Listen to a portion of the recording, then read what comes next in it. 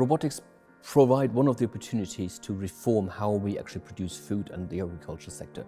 It's one of the greatest challenges for roboticists at the moment because it has such great potential to make a big impact.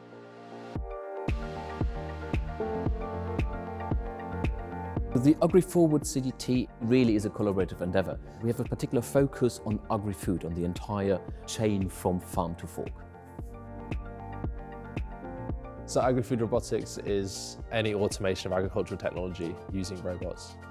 But it is a fantastic sector to explore really hardcore robotics problems because you have to deal with real-world challenges, dealing with dynamic, with changing environments.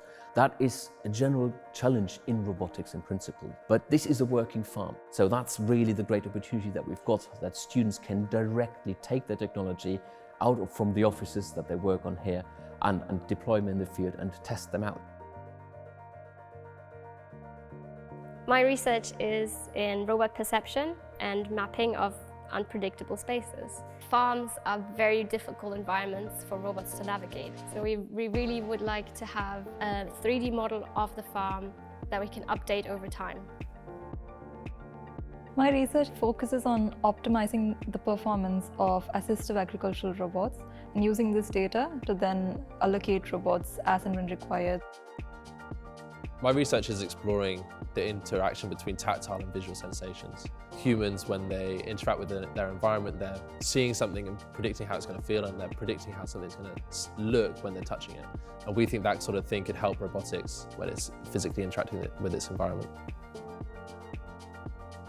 So we want students from quite a diverse background. They need to be really keen to make a difference. We want them to have a massive drive towards technology and of course also a real passion for agriculture. We need a diverse range because also the field that we're working in is quite diverse and we can use all sorts of talents in there.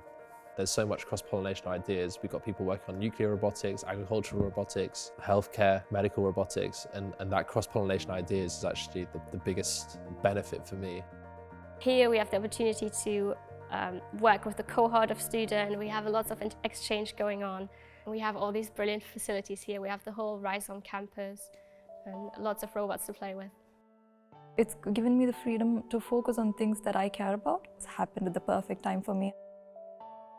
Robots can be part of the solution towards what we call net zero agriculture. And overall, they're part of what we can call the digital revolution in farming.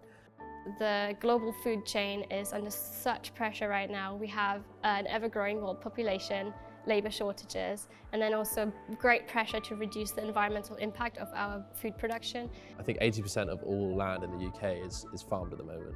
If we can cut that down even just to 60%, that means so much more forest, that means so much more wildlife, so much more biodiversity. I think technology is all about adapting and innovating, and no industry can survive if it doesn't update itself. And the only way industries can update themselves is with investing in state-of-the-art research.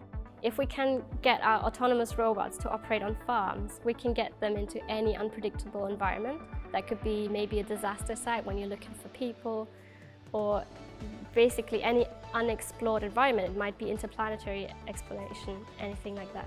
We can use robots to actually make progress and bring change about in this domain.